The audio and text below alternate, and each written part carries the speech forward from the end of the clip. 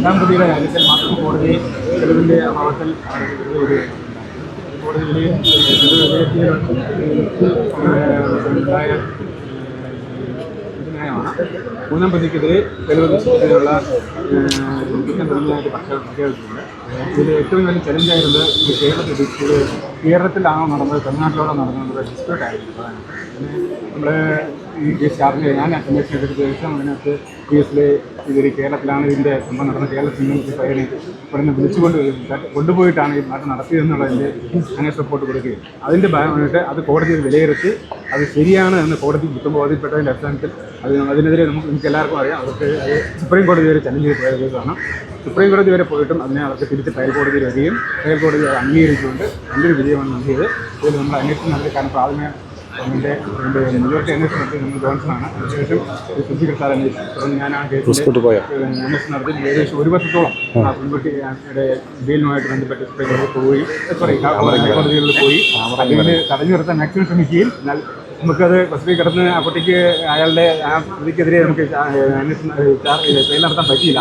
എങ്കിൽ പോലും നമുക്ക് അത് നല്ല രീതിയിൽ ചെയ്യാൻ പറ്റി. പക്ഷേ നമ്മൾ ഇൻവെസ്റ്റിഗേഷൻ ടീം വളരെ നല്ല രീതിയിൽ അന്വേഷണം നടത്തി പ്രോസിക്യൂഷൻ ഏൽപ്പിച്ച് സാർ അദ്ദേഹം അത് വളരെ കമ്മിറ്റഡ് ആയിട്ട് വർക്കൗട്ട് ചെയ്ത് മാക്സിമം ശിക്ഷ ശരിക്കും വാങ്ങിക്കൊടുക്കാൻ കിട്ടുമെന്നുള്ളതിനെ പൂർണ്ണമായ വിശ്വാസം.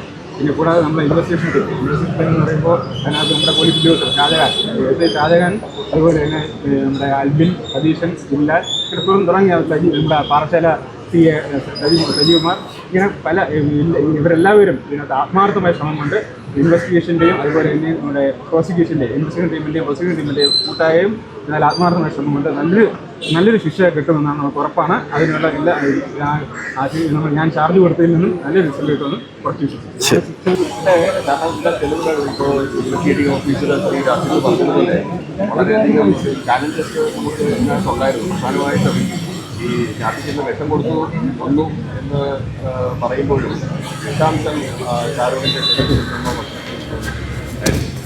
അപ്പോൾ അങ്ങനെ വരുമ്പോൾ വളരെ വലിയൊരു ആശങ്കയൊക്കെ ഉണ്ടായിരുന്നത് അന്വേഷണ ഉദ്യോഗസ്ഥന്മാരുടെ, അതായത് ആദ്യ ഘട്ടങ്ങളിൽ അന്വേഷണം നടത്തിയ ശ്രീ ജോൺസണിൻ്റെയും പിന്നീട് അന്വേഷണം ഏറ്റെടുത്ത ശ്രീ സുൽഫിക്കറിൻ്റെയും അതുപോലെ തന്നെ അന്തിമ ഘട്ടത്തിൽ ചാർജ് കൊടുക്കുമ്പോൾ അതിനേക്ക് വേണ്ടിയിട്ട് നടത്തിയ ശ്രീ രാസിത്തിൻ്റെയും. അപ്പോൾ ഇതിനെല്ലാം ചിക്കാൻ പിടിച്ച് ഇതിനകത്ത് വളരെ ഇഫക്റ്റീവായിട്ട് എഴുതിയ SI ഷാജഹാനും ഒക്കെ ഇതിനകത്ത്, അതായത് ചുരുക്കി പറഞ്ഞാൽ പാറശാല CI സജി ഇവരുടെയൊക്കെ ഒരു കൂട്ടായിട്ടുള്ള നല്ല ഒരു പ്രവർത്തനം, ഒരു ഇൻവെസ്റ്റിഗേഷൻ, സ്പെഷ്യൽ ഇൻവെസ്റ്റിഗേഷൻ ടീം, അതിൻ്റെ ഒരു വൻ വിജയമായിട്ടാണ് ഞാനിത് കാണുന്നത്. അവർ കളക്ട് ചെയ്ത് തന്ന തെളിവുകൾ അത് ഉചിതമായിട്ട് എനിക്ക് കോടതിയിൽ പ്രസന്റ് ചെയ്യാൻ കഴിയുകയും വിഷാംശം ശരീരത്തിലോ വസ്ത്രത്തിലോ അല്ലെങ്കിൽ വിസറയിലോ ഒന്നും തന്നെ ഷാരോണിൽ നിന്ന് കണ്ടെത്തിയില്ല എങ്കിലും അത് വളരെ വിദഗ്ധമായിട്ട് ശാസ്ത്രീയമായിട്ടുള്ള തെളിവുകളിലൂടെയും വിദഗ്ധ ഡോക്ടർമാരുടെ അഭിപ്രായങ്ങളിലൂടെയും അതിന്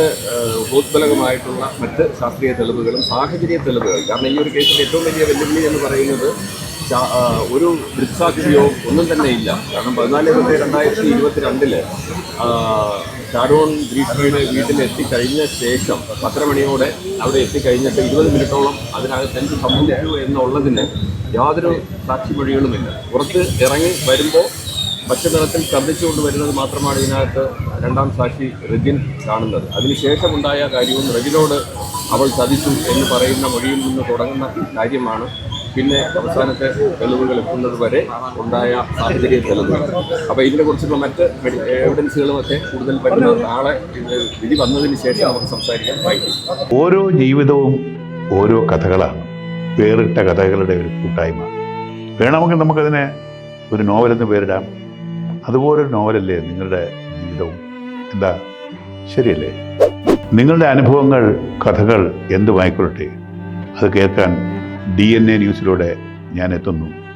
കഥ പോലൊരു ജീവിതം, അതിനായി ഞാൻ നിങ്ങൾക്ക് വേണ്ടി കാത്തിരിക്കുന്നു. നമുക്ക് ഒന്നിച്ച് കാണാം, കുറേ കാര്യങ്ങൾ സംസാരിക്കാം, വേദനകൾ പങ്കിടാം.